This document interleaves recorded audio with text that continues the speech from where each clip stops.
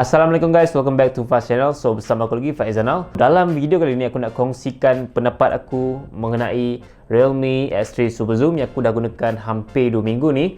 Ada perkara yang aku suka dengan phone ni dan ada juga perkara yang aku rasa agak kurang dengan phone ni. Dalam video ni korang akan tahu segala benda yang korang patut tahu mengenai Realme X3 Super Zoom.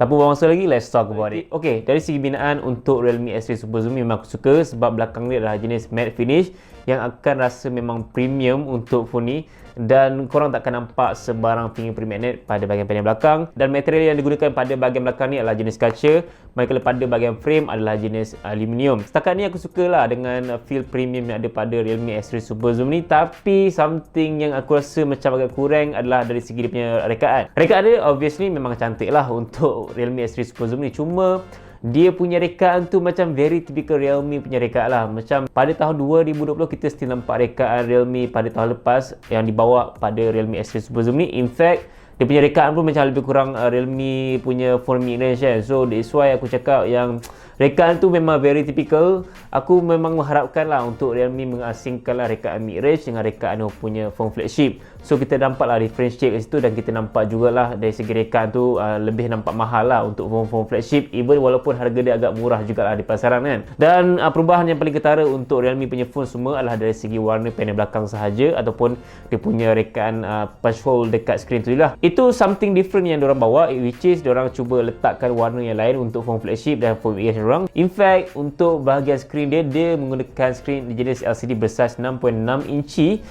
Aku suka dengan skrin sebab refresh rate yang tinggi 120Hz, tapi dia menggunakan skrin jenis LCD. Untuk harga RM2,000, bagi aku skrin LCD untuk phone flagship macam ni macam agak okey lah, macam berpatutan juga lah dengan harga dia, sebab dia menggunakan chipset Snapdragon 855 Plus, which is flagship punya chipset lah kan. Untuk tahun 2020 agak murah lah untuk chipset dia.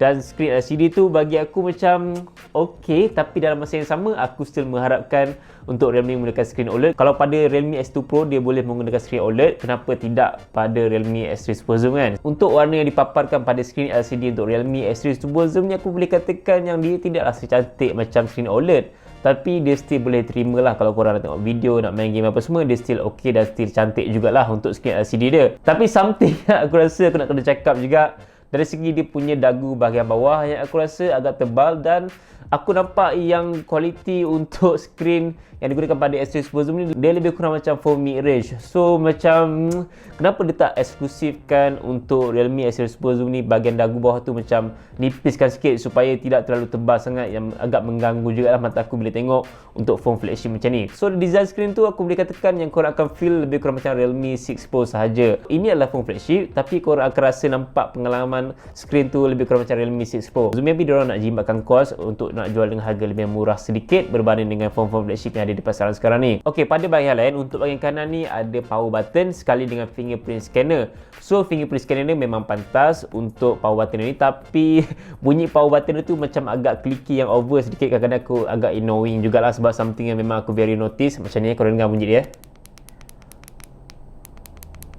Kuat kot bunyi dia kan. Pada bahagian kiri ada volume button atas dan bawah. Pada bahagian bawah ada mono speaker, dia bukan stereo speaker, and then dia juga ada USB-C port yang menyokong fast charging 30W, dan juga ada SIM slot yang menyokong Dui SIM Nano. So untuk phone ni korang memang tak letak untuk expandable memory card lah. By the way, untuk phone ni dah siap pasang dengan screen protector pada bahagian skrin, dan aku sukalah dengan pengalaman refresh rate 120Hz yang ada pada phone ni. So dia ada dua pilihan saja, which is 60Hz yang biasa korang gunakan pada phone biasa, iPhone apa semua, dan ada juga 120Hz yang memberi pengalaman scrolling yang memang sangat-sangat smooth untuk Realme X3 Super Zoom. Aku suka dengan refresh rate yang tinggi, tapi dalam masa yang sama aku kurang dengan dia punya bateri, sebab bateri dia hanya 4200 mAh yang bagi aku macam tak seimbang lah dengan dia punya refresh rate yang tinggi kan. So kat situ aku macam agak terfikir jugalah sama ada aku nak all the way turn on 120Hz untuk aku punya daily usage, ataupun aku nak kena tukar-tukar ke 60Hz, 120Hz apa semua kan. So biasanya aku memang all the way menggunakan ataupun utilize the highest refresh rate yang ada pada sebuah smartphone. But untuk Realme X3 Super Zoom dengan bateri 4200 mAh, aku tak fully utilize sebab aku nak gunakan phone ni dalam seharian aku. So aku tak naklah macam dah gunakan sampai petang, lepas tu aku nak kena charge apa semua. Aku biasanya akan gunakan sampai malam. Untuk bateri Realme X3 Super Zoom ni aku turn on all the way 100%. Aku dah charge penuh pagi gitu. So dalam pukul 4, pukul 5 macam tu aku nak kena charge balik lah. Dia punya bateri dah habis dah. So screen on time lebih kurang macam 5 ke 6 jam macam tu lah, untuk paling minimum lah yang aku pernah dapat kan SOT dia. But untuk penggunaan seharian aku dalam pukul 8-9 pagi sampailah ke pukul 4-5 petang macam tu. Untuk aku punya bateri tu dah memang tinggal 1%, 2% macam tu, dan aku nak kena charge balik. So bateri dia bagi aku tidak terlalu teruk dan tidak terlalu bagus. Dia very average dan sangat-sangat biasalah untuk refresh rate yang tinggi macam ni. Kalau aku gunakan Asus ROG Phone 2 yang refresh rate yang sangat-sangat tinggi 100Hz, aku boleh tahan sampai malam. Dengan bateri 6000 mAh untuk Asus ROG Phone 2 tu memang tak terkejut lah kan. And then of course lah, dengan fast charging 30W dia mampu mengecas dari 0 ke 100 dalam masa 55 minit sahaja. Cukup pantas lah untuk phone macam ni. Ok, dari segi performance untuk Realme X3 Super Zoom ni menggunakan Snapdragon 855 Plus, which is the power chipset yang digunakan pada phone Android pada tahun 2019. Phone ni juga menggunakan storan jenis UFS 3.0 dengan pilihan 6GB RAM ataupun 12GB RAM. Dengan pilihan 6GB RAM 128GB storan dengan harga RM2,000, ataupun pilihan 12GB RAM dengan 256GB storan dengan harga RM2,300. Ok, macam mana pula dengan performance dia menggunakan chipset tahun lepas punya? Bila aku cuba bandingkan dengan Poco F2 Pro, OnePlus 8 ataupun Blackshark 3 yang menggunakan Snapdragon 865, dan aku dapati untuk performance Realme X3 Super Zoom memang sama je macam OnePlus 8 ataupun macam Blackshark 3 ataupun macam Poco F2 Pro yang aku gunakan sekarang ni. So kat situ aku nampak untuk real life usage memang korang akan rasa sama je performance kedua-dua chipset, tapi on paper memang korang akan nampak perbezaan sedikit lah in terms of dia punya score tu kan. Dan kat situ aku boleh nampak lah untuk performance Snapdragon 855 Plus ni still mantap dan still relevan untuk nak digunakan pada tahun 2020. Untuk gaming, untuk scrolling, untuk daily usage apa semua memang sangat-sangat mantap lah untuk Snapdragon 855 Plus ni.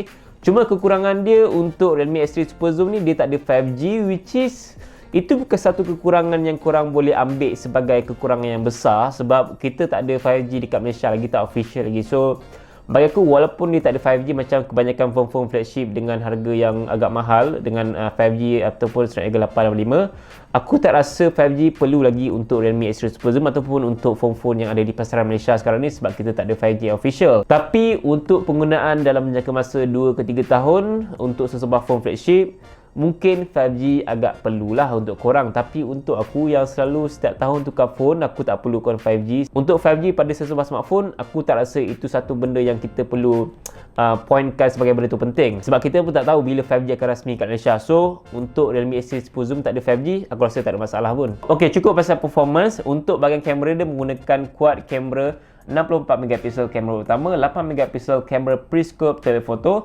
8MP kamera ultrawide dan 2MP kamera macro yang mampu merakam video 4K sehingga 60fps. Manakala untuk pada bahagian hadapan menggunakan punch hole Louis selfie kamera 32MP kamera utama dan 8MP kamera ultrawide yang mampu merakam video 1080p dan 30fps. Kalau korang tengok on paper dia punya specs memang sangat-sangat mantap. Dia mampu zoom sehingga 60 kali. So fungsi zoom tu sebenarnya bagi aku tak ada keperluan yang besar sebenarnya, tapi aku suka dengan kualiti gambar yang dihasilkan pada Realme X3 Super Zoom ni, which is bagi aku mantap gila. Dia punya vibrance tu tidak terlalu over, dia punya saturation pun tidak terlalu over, dia macam agak natural jugalah. Untuk Realme X3 Super Zoom ni, kalau warna rumput tu hijau, dia tidak terlalu hijaukan sampai nampak pelik sangat kan. Even dia punya selfie kamera dia pun memang sangat-sangat bagus lah untuk phone flagship macam ni. Dan ya, overall aku memang berpuas hati untuk fungsi kamera yang ada pada Realme X3 Super Zoom ni, sebab phone ni memang banyak memfokuskan pada fungsi kamera, even pada video sekalipun. Ok, by the way, aku dah mention awal tadi kan yang Realme X3 Super Zoom ni menggunakan mono speaker saja, which is pada bahagian bawah, dan dia juga menyokong high-res audio dan Dolby Atmos.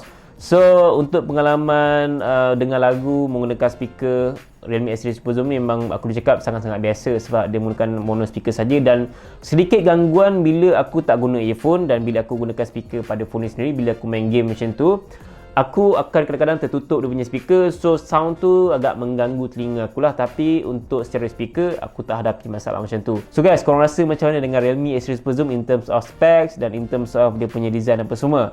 Bagi aku, untuk harga 2000 dengan 6GB RAM, 128GB storan, itu satu pembelian yang berpatutan untuk Snapdragon 855 Plus dengan fungsi kamera yang sangat baik, dengan refresh rate yang tinggi, fast charging 30W dengan bateri yang 4200 mAh. Okey untuk harga dia RM2,000 lah kan, sebab dia memang kena lah dengan harga dia, dengan screen LCD apa semua. Tepuk dada tanya selera lah kan. Dan kalau korang nak compare dengan Poco F2 Pro, itu satu perbandingan yang mungkin aku akan cuba buat lepas ni. So guys, aku rasa itu saja untuk video kali ini mengenai Realme X3 Super Zoom. Korang boleh nyatakan pendapat korang dekat komen. Follow Twitter dan Instagram aku. InsyaAllah kita akan berjumpa lagi di lain video. Assalamualaikum.